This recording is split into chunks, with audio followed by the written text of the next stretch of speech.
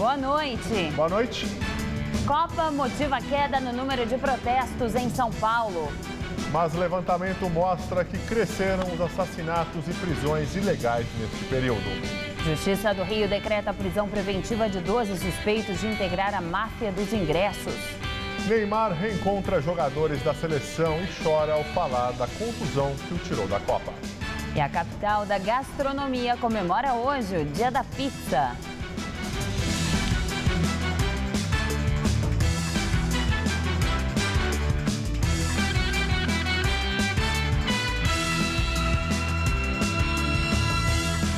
O número de protestos em São Paulo caiu 61% com o início da Copa. O balanço é da Companhia de Engenharia de Tráfego. Hoje foi culpa do mau tempo. Por causa do frio e da chuva, um protesto pela libertação de manifestantes presos, programado para a tarde desta quinta-feira na Praça Roosevelt, no centro, acabou cancelado. Mas foram os Jogos da Copa do Mundo que reduziram o número de atos realizados em São Paulo. O levantamento é da Companhia de Engenharia de Tráfego. Segundo a CET, no mês passado foram 61% menos manifestações registradas na cidade. Ao todo, em junho, ocorreram 53 protestos, contra 136 em maio deste ano. No primeiro semestre de 2014, a capital teve oficialmente 435 protestos, o que significa dizer, na média, mais de 2 manifestações por dia.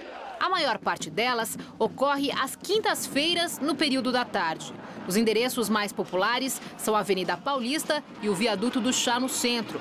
Entre os motivos, muitos reclamaram contra a realização da própria Copa do Mundo no Brasil e os gastos com os estádios. Outra mobilização frequente é de movimentos de sem-teto por moradia popular. No início da noite de hoje, o trânsito foi bloqueado na Rua Líbero Badaró, no centro, por um grupo de cerca de 100 pessoas que protestaram em frente à Secretaria de Segurança Pública do Estado para reclamar da violência policial durante as manifestações. Se de um lado os protestos diminuíram, de outro as denúncias de assassinatos e prisões ilegais cometidas por policiais civis e militares aumentaram em São Paulo durante a Copa.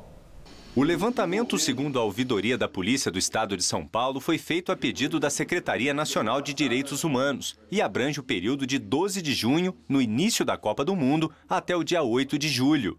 Segundo os dados apresentados, os policiais foram alvo de 27 reclamações de assassinatos no estado, 25 cometidos pela Polícia Militar e 2 pela Polícia Civil.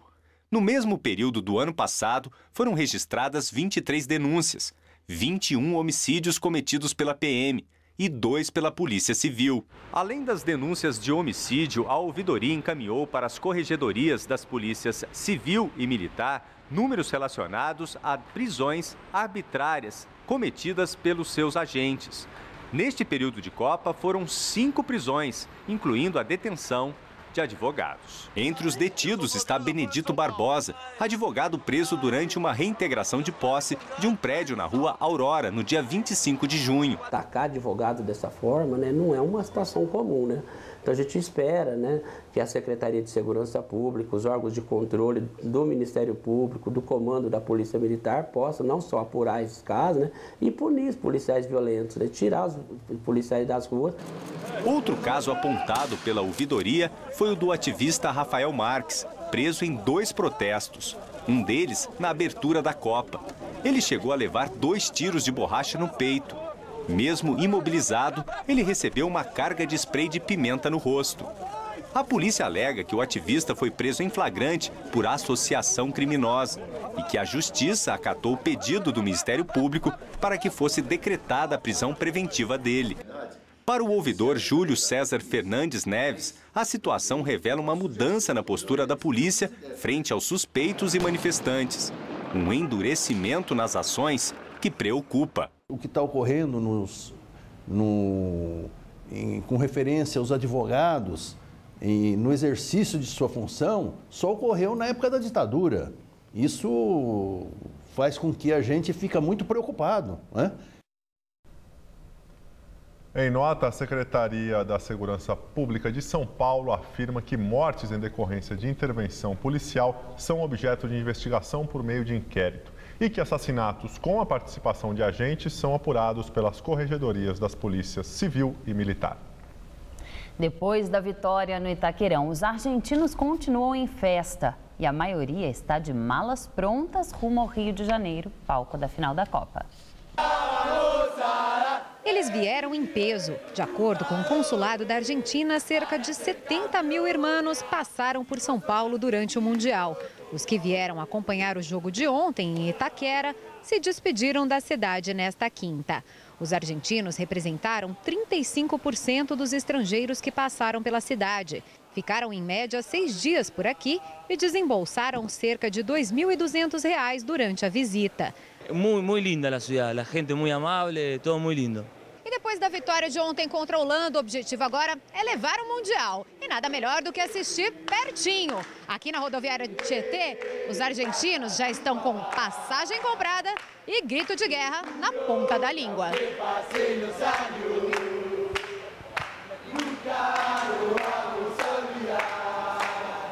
A música é uma provocação aos brasileiros e já virou hit entre os argentinos nessa Copa. A rivalidade entre os países é famosa. Até por isso, os visitantes sabem que não terão muito apoio dos cariocas, não. Você acha que o brasileiro vai torcer para a Argentina? Não, vão torcer para a Alemanha, mas estão equivocados, tem que torcer para nós.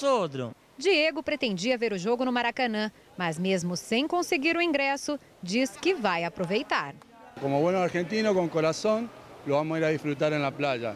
Na aposta dos argentinos, a torcida na final contra a Alemanha deve ser maior do que o placar.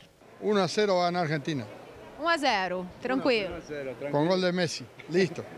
E eles deixam a capital paulista contentes. Deram notas acima de 7 para a cidade na pesquisa da São Paulo Turismo. Só nos resta dizer boa sorte, irmãos. Rivalidade à parte, São Paulo marcou um golaço no quesito recepção.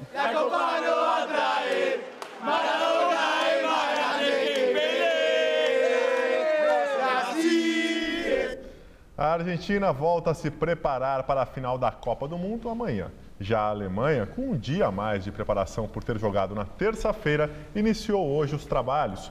E o recordista de gols em mundiais foi um dos escalados para falar com os jornalistas. Depois de ajudar a Alemanha no 7-1 contra o Brasil e de quebra se transformar no maior artilheiro da história das Copas, Miroslav Klose foi o personagem principal da coletiva de hoje.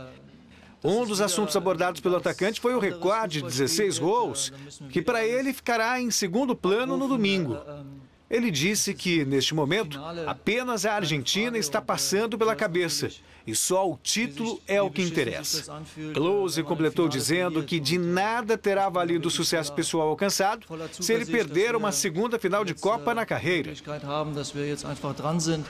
Klose fazia parte do grupo alemão em 2002 e sabe muito bem como é perder um Mundial. Eu sei como você se sente um lixo quando perde uma decisão. Estou cheio de confiança de que agora chegou a nossa vez e de que somos capazes de vencer o jogo. Já o lateral Hovitz minimizou um possível favoritismo ao dizer que muitos na Alemanha já dão o título como certo à equipe de Joachim Löw. Para ele, a Argentina deseja a vitória tanto quanto os alemães.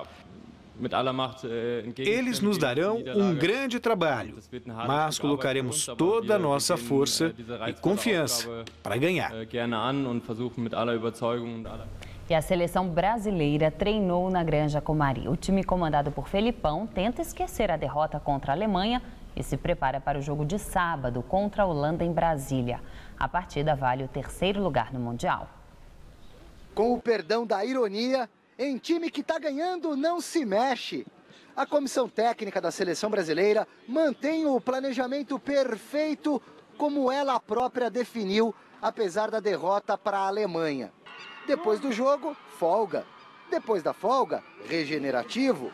Depois do regenerativo, treino com reservas e alguns titulares, aqueles que atuaram menos tempo na partida anterior. O presidente da CBF, José Maria Marim, comparece à Granja Comari para dar apoio. Talvez mantenha Felipão e seus pares no comando do Brasil após a Copa. Quem também dá o ar da graça para ficar na concentração em Teresópolis e ir junto com o grupo para Brasília, onde no sábado o Brasil enfrenta a Holanda pelo 3º lugar no Mundial, é Neymar. Com visível desconforto para caminhar, o craque brasileiro entra em campo, abraça e é abraçado por todos os companheiros. E logo após esse encontro com os colegas de seleção, Neymar falou com os jornalistas. Derrota para a Alemanha.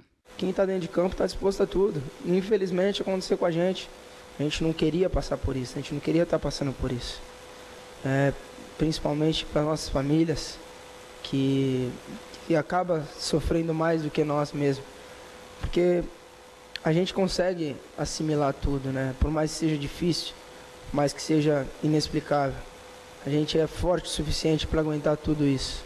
E falhamos, erramos, deixamos a desejar. Sabemos que não fizemos uma campanha boa, não demonstramos nosso melhor futebol. Um futebol de seleção brasileira. Demonstramos um futebol regular. Por isso que chegamos nas semifinais. Eu não tenho vergonha de ser brasileiro, né? E não tenho a mínima vergonha de falar que eu fiz parte dessa equipe que perdeu de 7-1. Não tenho vergonha nenhuma, né? A única coisa que eu tenho para falar é que eu sinto orgulho dos meus companheiros. Lesão e recuperação. Nas piores semanas que eu tive na minha vida, né? Se eu fosse imaginar uma semana ruim, eu não imaginaria essa. E vou falar do lance que... E por muito pouco, né? Acho que Deus me abençoou naquele lance também, por ter machucado. Se fosse 2 centímetros para dentro, eu hoje...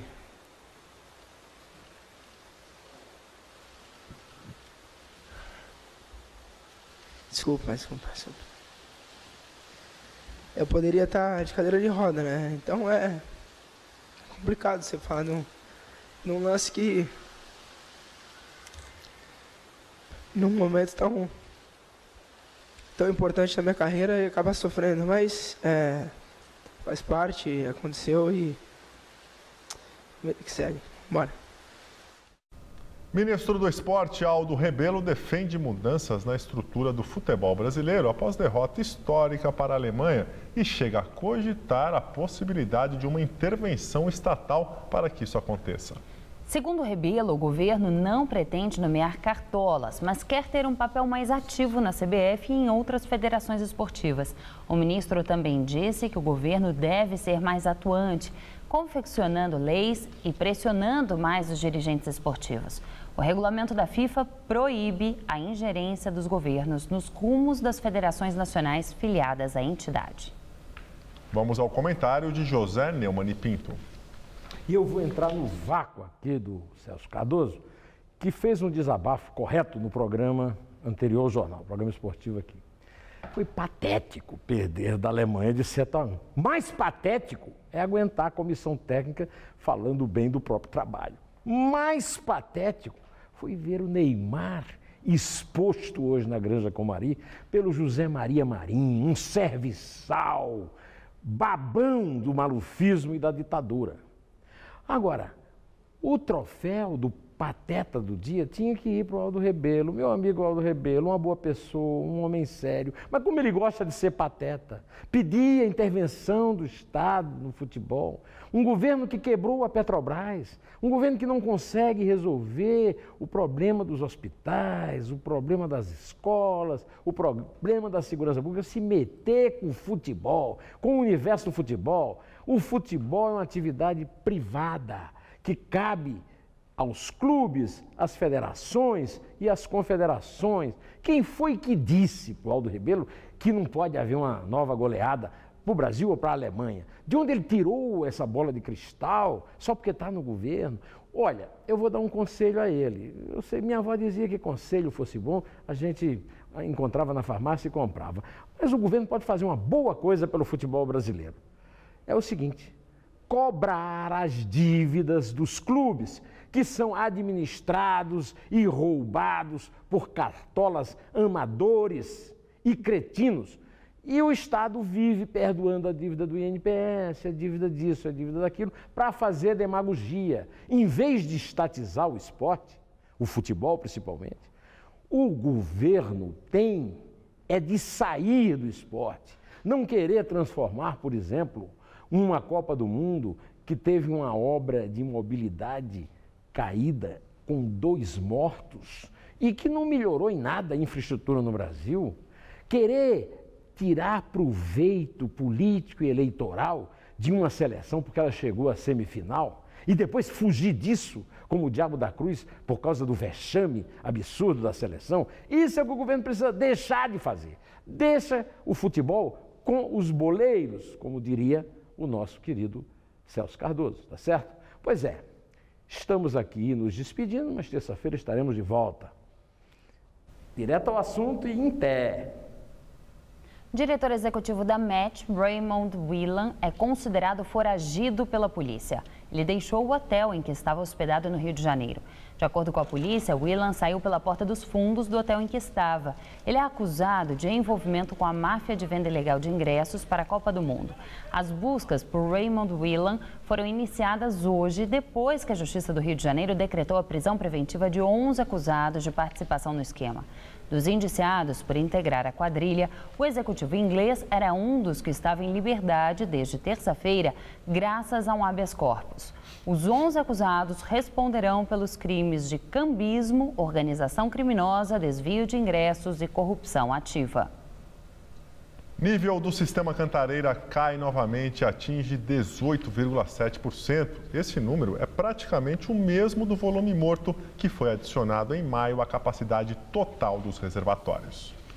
Se a água do volume morto não tivesse sido incorporada ao volume útil do sistema, os reservatórios teriam agora apenas 0,2% da capacidade total.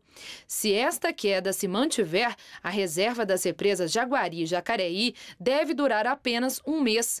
Nesta quarta-feira, o governador Geraldo Alckmin afirmou que não vê necessidade de multar o consumidor que gaste água em excesso. Ainda mais porque 91% da população passou a economizar água. O governo ressaltou, no entanto, que a decisão de multar ou não cabe à Agência Reguladora de Água e Energia do Estado. E Alckmin afirmou que estuda prolongar o desconto aos consumidores que reduzirem em 20% o consumo de água. Segundo Alckmin, que é candidato à reeleição, o bônus vai ser mantido, inclusive no período de chuvas, o que possibilitaria, segundo o governador, a recuperação das represas. São Paulo teve mais um dia chuvoso e frio. A chuva fraca não ameniza a situação da falta d'água nos reservatórios, mas contribui para o aumento da umidade relativa do ar, que hoje ficou entre 70% e 80%. Será que a sexta-feira também vai ser de chuva? Mariana Armentano traz os detalhes da previsão para todo o estado de São Paulo. O sol volta a aparecer no interior, mas mesmo assim o dia começa e termina frio na maior parte do estado. A frente fria começa a se afastar, a nebulosidade diminui em parte do interior paulista e o sol volta a brilhar com força. Ainda não esquenta muito. A máxima amanhã fica em torno dos 26 graus em Araçatuba e também em Presidente Bernardes. Na região de Franca, o tempo fica mais nublado. O dia amanhece com 14 graus e durante a tarde a máxima não passa dos 23.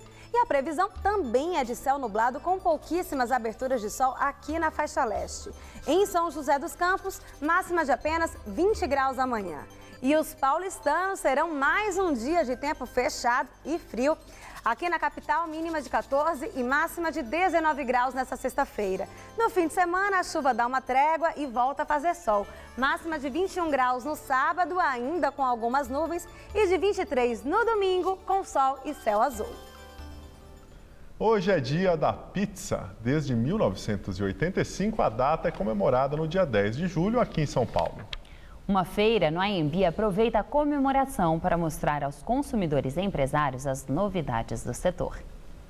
É muito raro encontrar um paulistano que não seja apaixonado por essa combinação de ingredientes: molho de tomate, mussarela, calabresa e requeijão cremoso. Tudo direto para o forno e a pizza sai pronta para ser servida. Pelo 4º ano, esta feira em São Paulo apresenta novidades para o setor. O antigo forno a lenha tem dado espaço para os industriais. Este modelo é capaz de assar uma pizza em apenas 1 minuto e meio. Para fugir da escassez de mão de obra especializada, esta máquina abre praticamente sozinha a massa. E este modelo de cozinha e restaurante com serviço de entrega custa em torno de R$ 120 mil, ideal para quem quer abrir o próprio negócio e apostar no setor. É um setor que cresce de 10% a 15% ao ano. O mercado de pizza gira mais de 6 bilhões de renda no ano. E quem investe em pizza não tem desilusão, vai ter lucro sim. E pizza também pode ser malabares. O pizzaiolo italiano Patrick mora no Brasil desde pequeno e desenvolveu essas habilidades há 4 anos. E conhecendo as pizzas da Itália e de São Paulo, ele não tem dúvida na hora de escolher a melhor. A italiana é mais leve, né? Você pode acompanhar outros produtos como embutidos, outros tipos de queijos. Eu prefiro, ela é muito mais leve, mais fácil de digerir. O sucesso da feira comprova a paixão do paulistano por pizza. Em média, são consumidas mais de 1 milhão de unidades por dia só aqui na cidade de São Paulo.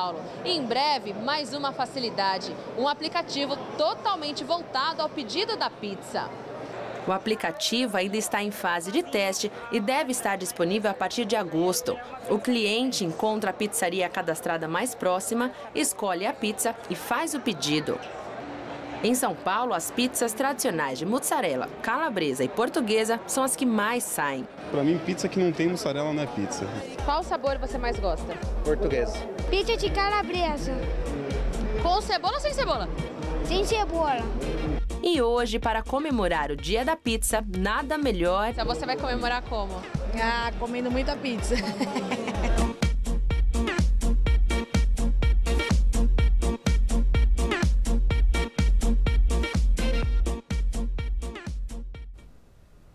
A Expo Pizzaria vai até amanhã e acontece no Palácio das Convenções do AMB. A feira pode ser visitada das 11 da manhã às 7 da noite. A entrada é gratuita. Mais um caso de arrastão a restaurante em São Paulo. Dessa vez, o alvo foi um estabelecimento de culinária japonesa no Morumbi. O assalto aconteceu na noite desta quarta-feira. Por volta das 10 horas, 3 homens armados invadiram o restaurante Flying Sushi, localizado na Avenida Giovanni Gronchi, e renderam os funcionários e os clientes. Eles levaram dinheiro do caixa, bolsas e mochilas e celulares e depois fugiram.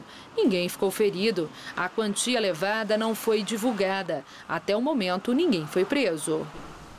A seguir, cresce a tensão no Oriente Médio. Violência nos Estados Unidos. Tiroteio deixa 6 mortos e 1 ferido. Debates eleitorais na Gazeta. Representantes das candidaturas do governo, aliás, das candidaturas ao governo de São Paulo e à presidência da República, participam de mais uma rodada de reuniões. É o primeiro encontro depois das convenções partidárias que definiram a relação de nomes que estarão nas urnas no dia 5 de outubro. Assessores dos candidatos estiveram hoje à tarde aqui na TV Gazeta. O diretor de jornalismo, Dácio Nitrini, expôs o anteprojeto das regras para os debates. O objetivo é realizar uma discussão livre e democrática, que permita ao eleitor conhecer melhor as propostas em disputa e que contribua para a escolha consciente do seu voto. Ainda este mês deverá ser concluída essa fase, com a formalização das regras e dos detalhes que cercam os eventos. Os debates serão mediados pela jornalista Maria Lídia Flandoli e terão a participação dos comentaristas Bob Fernandes, José Neumani Pinto e Vinícius Torres Freire.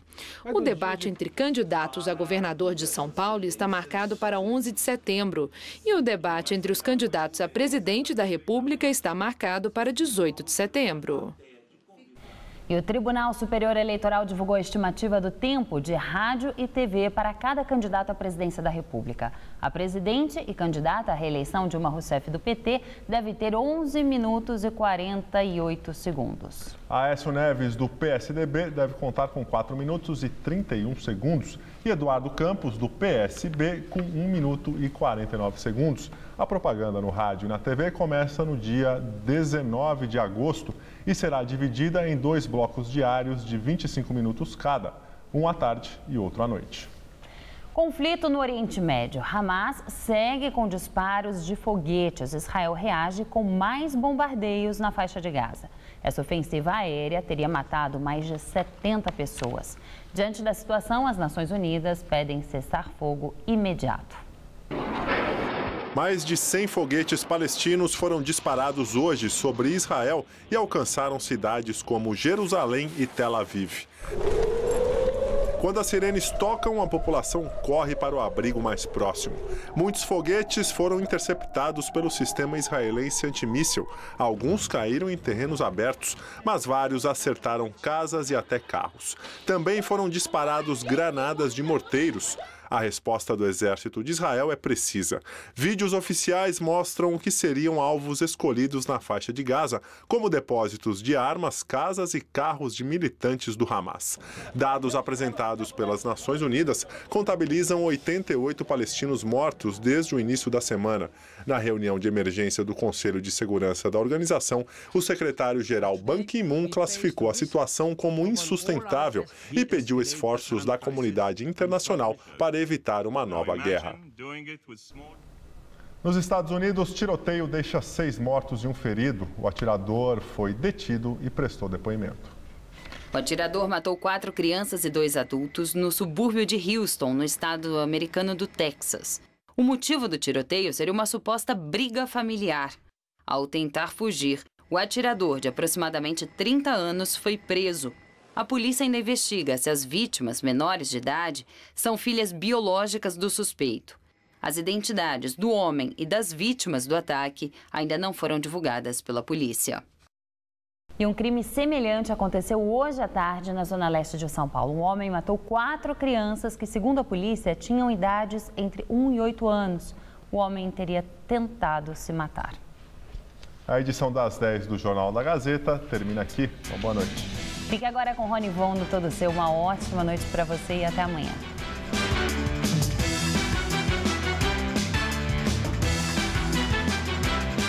Logo mais 11h30 da noite, Pamela Domingues visita uma festa só para cães no Hoje Tem. Assista agora, Todo Seu.